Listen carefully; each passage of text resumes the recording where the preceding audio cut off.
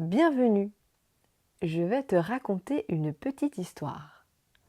Pour l'écouter, je te propose de t'installer confortablement dans un endroit calme. Et si tu le souhaites, tu peux fermer les yeux pour te créer les images de cette histoire dans ton imagination. Bonne écoute!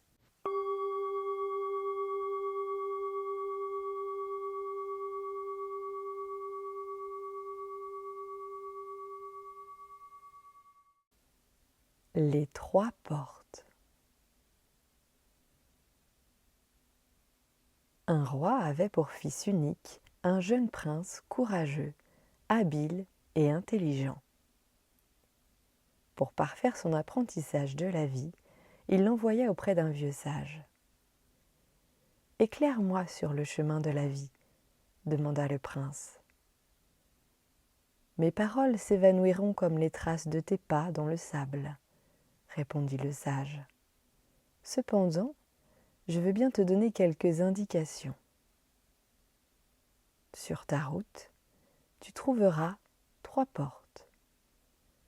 Lis les préceptes inscrits sur chacune d'elles. Un besoin irrésistible te poussera à les suivre.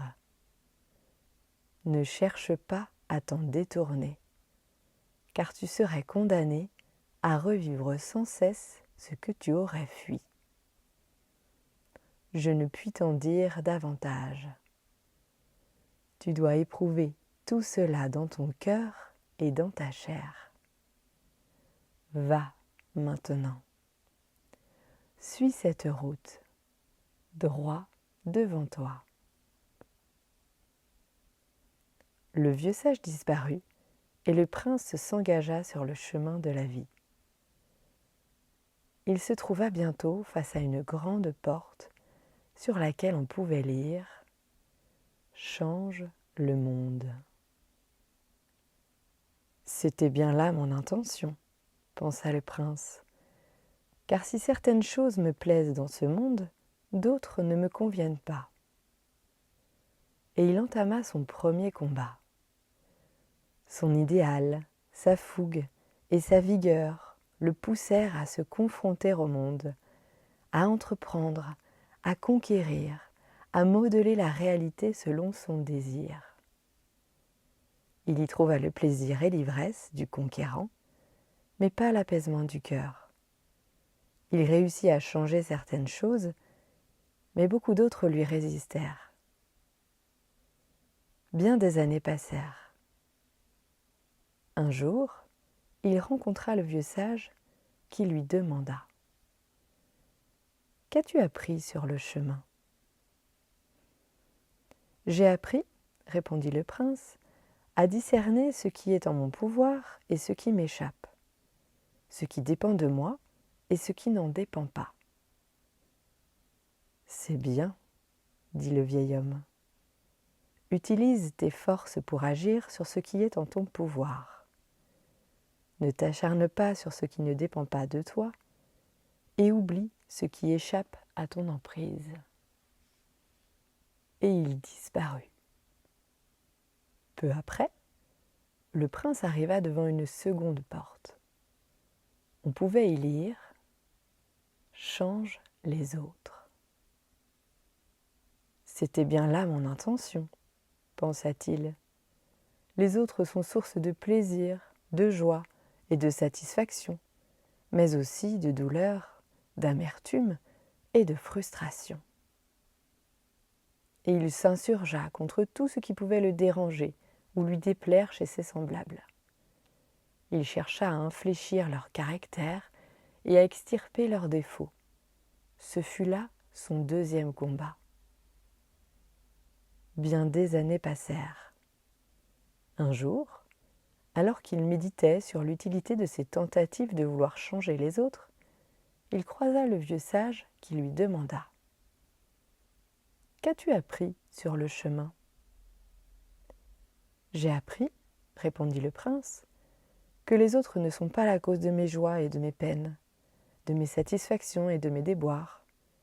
Ils n'en sont que l'occasion ou le révélateur.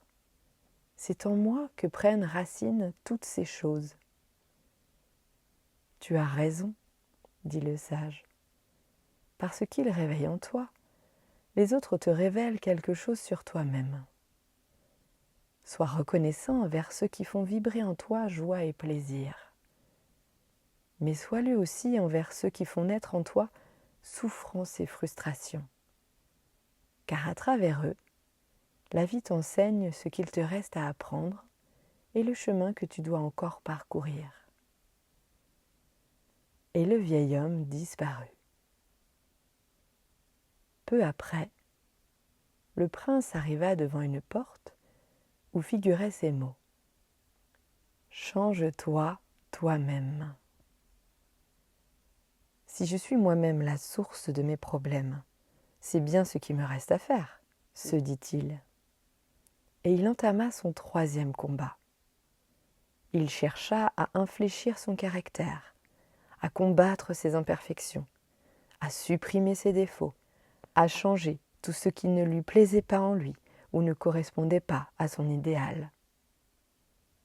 Après bien des années de ce combat, où il connut quelques succès, mais aussi des échecs et des résistances, le prince rencontra le sage qui lui demanda « Qu'as-tu appris sur le chemin ?»« J'ai appris, répondit le prince, qu'il y a en nous des choses qu'on peut améliorer, d'autres qui nous résistent et qu'on n'arrive pas à briser. »« C'est bien, dit le sage. »« Oui, poursuivit le prince, mais je commence à être lasse de me battre contre tout, contre tous et contre moi-même. Cela ne finira-t-il jamais ? Quand trouverai-je le repos ? J'ai envie de cesser le combat, de renoncer, de tout abandonner et de lâcher prise. C'est justement ton prochain apprentissage, dit le vieux sage. Mais avant d'aller plus loin, retourne-toi et contemple le chemin parcouru. Et il disparut. Regardant en arrière, le prince vit dans le lointain la troisième porte et s'aperçut qu'elle portait sur sa face arrière une inscription qui disait « Accepte-toi toi-même ». Le prince s'étonna de ne point avoir vu cette inscription lorsqu'il avait franchi la porte la première fois dans l'autre sens. Quand on combat, on devient aveugle, se dit-il. Il vit aussi, gisant sur le sol, éparpillé autour de lui, tout ce qu'il avait rejeté et combattu en lui. Ses défauts, ses ombres, ses peurs, ses limites, tous ses vieux démons. Il apprit alors à les reconnaître, à les accepter et à les aimer. Il apprit à s'aimer lui-même, sans plus se comparer, se juger ou se blâmer. Il rencontra le vieux sage qui lui demanda « Qu'as-tu appris sur le chemin ?»« J'ai appris, répondit le prince, que détester ou refuser une partie de moi, c'est me condamner à ne jamais être en harmonie avec moi-même. J'ai appris à m'accepter moi-même, totalement, inconditionnellement. C'est bien, dit le vieil homme, c'est la première sagesse. Maintenant, tu peux repasser la troisième porte. À peine arrivé de l'autre côté, le prince aperçut au loin la face arrière de la seconde porte et y lut « Accepte les autres ». Tout autour de lui, il reconnut les personnes qu'il avait côtoyées dans sa vie, celles qu'il avait aimées et celles qu'il avait détestées, celles qu'il avait soutenues et celles qu'il avait combattues. Mais à sa grande surprise, il était maintenant incapable de voir leurs imperfections, leurs défauts, ce qui autrefois l'avait tellement gêné et contre quoi il s'était tellement battu. Il rencontra alors le vieux sage. « Qu'as-tu appris sur le chemin ?» demanda ce dernier. « J'ai appris, répondit le prince, qu'en étant en accord avec moi-même, Je n'avais plus rien à reprocher aux autres, plus rien à craindre d'eux. J'ai appris à accepter et à aimer les autres totalement, inconditionnellement. C'est bien, dit le vieux sage. C'est la seconde sagesse. Tu peux franchir à nouveau la deuxième porte. Arrivé de l'autre côté, le prince aperçut la face arrière de la première porte et y lut. Accepte le monde. Curieux, se dit-il, je n'ai pas vu cette inscription la première fois. Il regarda autour de lui et reconnut ce monde qu'il avait cherché à conquérir, à transformer, à changer. Il fut frappé par l'éclat et la beauté de toutes choses, par leur perfection. C'était pourtant le même monde qu'autrefois. Était-ce le monde qui avait changé ou son regard sur le monde qui avait changé? Il croisa le vieux sage qui lui demanda « Qu'as-tu appris sur le chemin ?»« J'ai appris, dit le prince, que le monde est le miroir de mon âme, que mon âme ne voit pas le monde, elle se voit dans le monde. Quand elle est enjouée, le monde lui semble gai. Quand elle est accablée, le monde lui semble triste. Le monde, lui, n'est ni triste, ni gai. Il est là, il existe, c'est tout. Ce n'était pas le monde qui me troublait, mais l'idée du monde que je m'en faisais. J'ai appris à l'accepter sans le juger, totalement, inconditionnellement. C'est la troisième sagesse, dit le vieil homme. Te voilà à présent en accord avec toi-même, avec les autres et avec le monde. Un profond sentiment de paix, de sérénité, de plénitude envahit le prince. Le silence l'habita. Tu es prêt, maintenant, à franchir le dernier seuil, dit le vieux sage, celui du passage du silence de la plénitude à la plénitude du silence. Et le vieil homme disparut pour la dernière fois.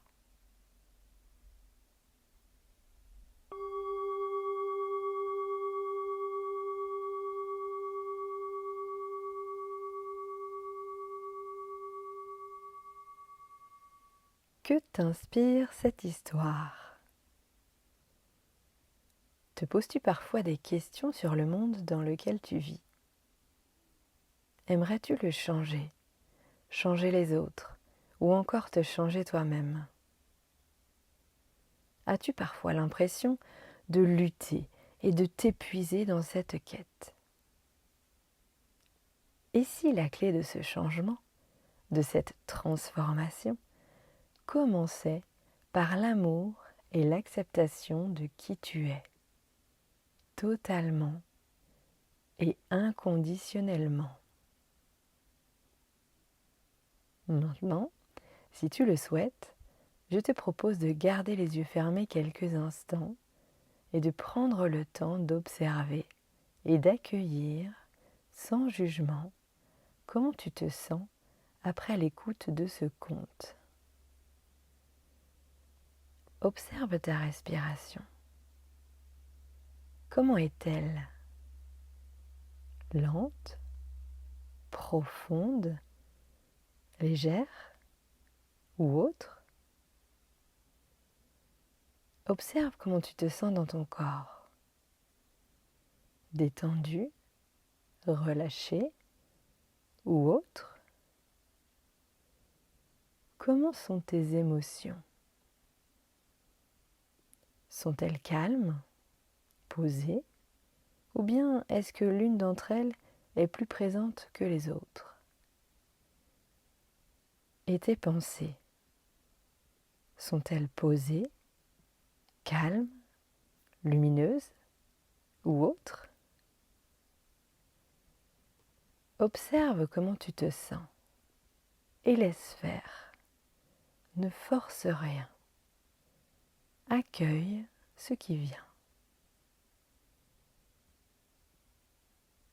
À présent, je te propose, en douceur, de bouger lentement tes doigts, tes orteils, tes poignets, tes chevilles et peut-être de t'étirer.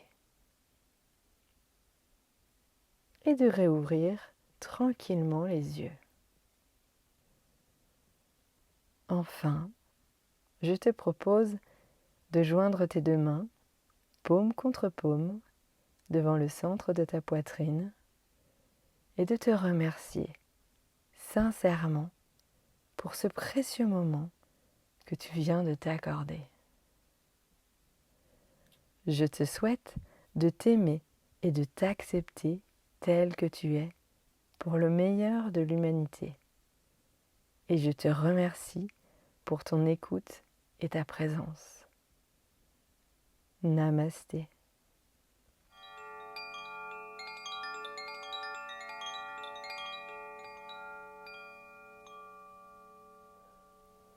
Vous avez apprécié ce conte ?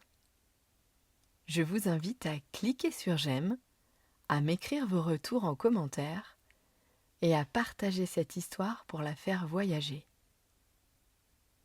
N'hésitez pas à vous abonner à ma chaîne et à activer la cloche pour recevoir les prochaines vidéos publiées.